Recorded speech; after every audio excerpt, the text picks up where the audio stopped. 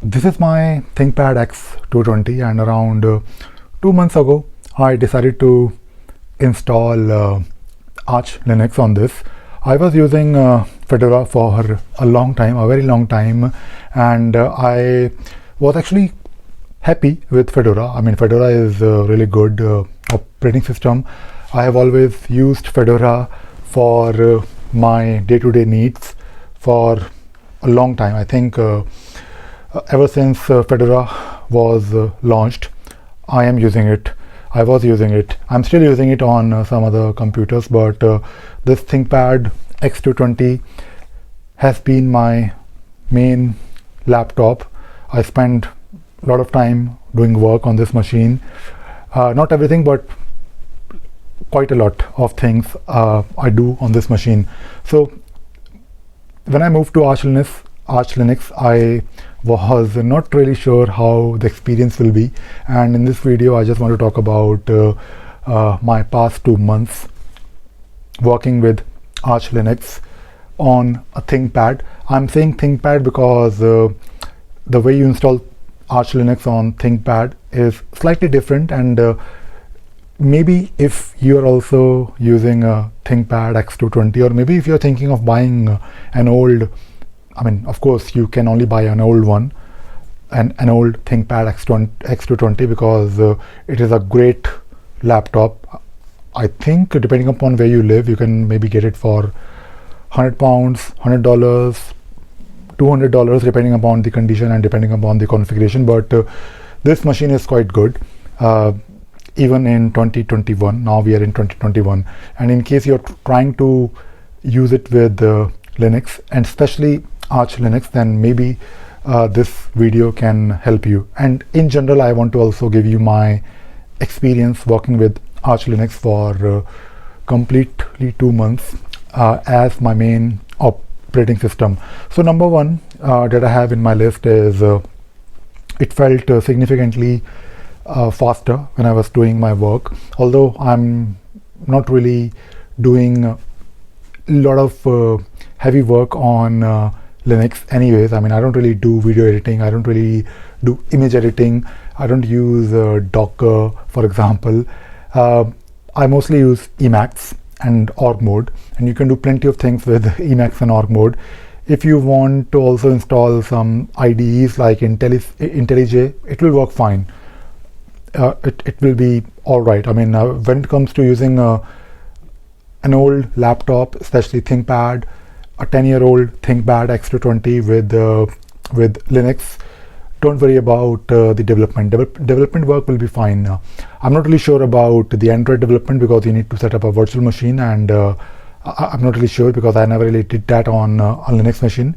I was using a Windows laptop for that, but on this machine I don't really do heavy work. And even without doing any heavy work, I still of course do web browsing. I do a lot of things on the web, like watching YouTube videos and maintaining my blogs, and I use Brave browser for my web browsing needs. So I use Emacs, org mode, Brave, and I also use this machine for making videos. So for the past 2 months I was making videos on this laptop using OBS, and of course when I use OBS I don't really do any editing, but when it comes to recording the video itself, like if I'm doing a screencasting, it works wonderfully well. So in my opinion, it really felt significantly faster, and of course there is a reason for it.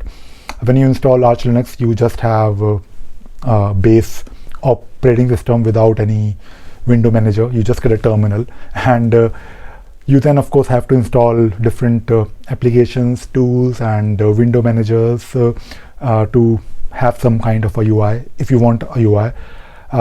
So you have control over what you install, and that is probably and that is, I'm sure that is definitely a reason why you won't have unnecessary tools and services which are there consuming the memory or maybe taking up your processing power, because you only have things that are absolutely needed for an operating system to run on the machine.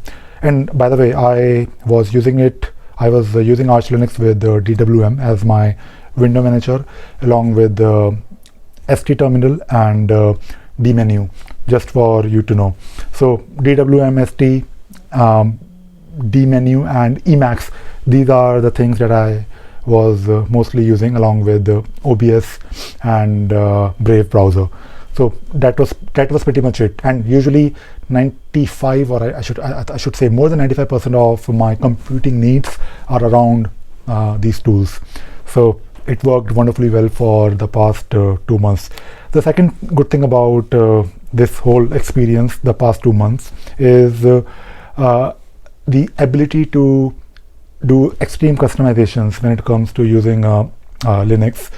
I was using Fedora with KDE, and when you have Fedora with KDE, everything works out of the box. Everything is so simple. Like you have a nice menu, and you have all the status bar notifications, and simple things like battery status, and the ability to change the wallpaper, the ability to change the resolution. When you connect, let us say, another monitor, it will pick it up automatically. So things work great on Fedora, and I was basically missing the old customization bit. I mean, you can still do a lot of customizations when you're using Fedora with KDE, but you never really you might not feel the need for doing it.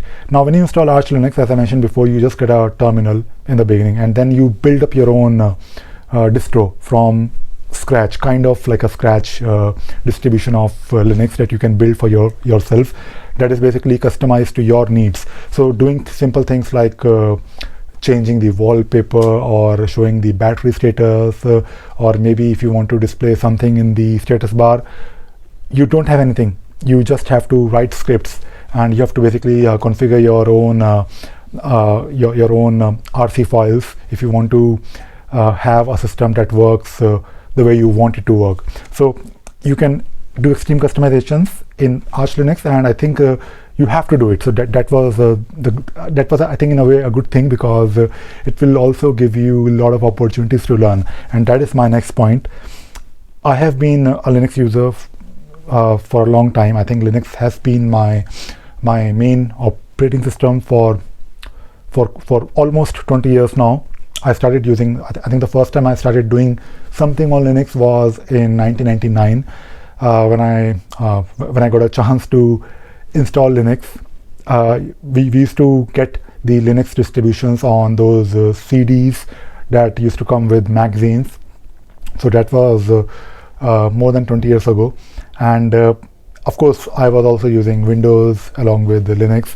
And back in the days, like 20 years ago, I believe, I used to use Linux along with Windows, because we were still, I mean, at that time, it was not completely possible to get rid of Windows. Even nowadays, to be honest, because nowadays you still need Windows for doing some things that you can only do on a Windows-based operating system. But in 2021, you can live without it. I mean, that is the main thing. It is totally possible to do everything, all the computing that you want to do on Linux, and for the past 20 years, and for almost more than 15 years, I was on Fedora. And over the years, I felt that I am probably not I'm not anymore a Linux super user, and I felt that I need to relearn few basic things. So when I started working on Arch Linux, I actually forgot a lot of things, and I think in the past 2 months I relearned those things. For example, just to give you one very simple example, like if you're using Fedora, the moment you plug in, let us say, a USB drive, it will get detected, and it will of course appear in your file manager, but not in Arch Linux. You have to mount it, and for auto mounting it, you have to of course modify the F tab. Of course, I was aware of those things, but for a long time I never really felt the need to modify the F-step file, because it used to work by default on Fedora and KDE. So in the last 2 months I actually did things that I used to do almost 15 years ago, and surprisingly everything is still the same. I mean, the old knowledge is still valid. Of course, when you relearn those things after a long time, it is refreshing and you feel good. So that was I think one of the main reasons why I was also thinking of getting a bit adventurous and installing Arch Linux instead of Fedora, and using it for my main as my main operating system. Now, of course, things are not perfect. Things are still. I mean, there are a lot of things that I can still improve. For example, simple things like taking a screenshot. Although we have, I found a few applications that can take a screenshot, and of course, the good thing about Arch Linux is that you can actually configure and connect everything using commands and shortcuts. And for taking a screenshot, although I'm able to take a screenshot, but I'm still trying to figure out how to take a screenshot and how to copy and paste the image inside, let us say, an org file or maybe somewhere else. And I need to still look for a file manager that can actually solve my problems. Of course, I use Emacs, and when you're using Emacs, you don't really need to use a file manager because it has a file manager. Within Emacs, and that works great. But there is also a very popular file manager called Ranger. Now, I tried using Ranger, and it is great. The way you can search for files is absolutely amazing, but I'm too much involved, and I'm too much tied to using Emacs for doing a lot of things, and I'm still not able to figure out for myself whether I should be using Ranger or whether I should stick to Emacs and Emacs only. So things are, of course, still in progress. I still need to figure out how to improve each and every aspect of my computing needs using Arch Linux on this 10-year-old laptop. But overall, I think I'm quite happy with the decision. Will I go back to Fedora? Not on this main laptop. I do have like other machines where I still have Fedora, and they work fine. I don't really feel the need to get rid of it. I don't think I will ever get rid of Fedora because I have been using it for a long time, and I am of course a bit attached to it.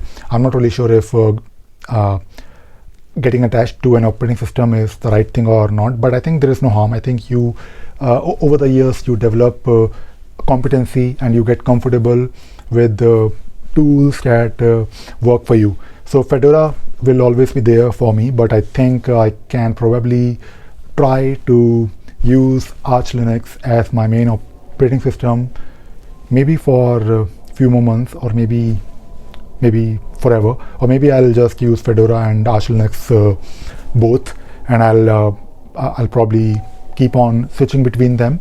But on this main laptop, which is this ThinkPad X220, of course there is a reason why I use this machine still as my main laptop is because it is so compact. It is like this big. I think it is probably like I think A4 size. I mean, if you know the A4 size paper.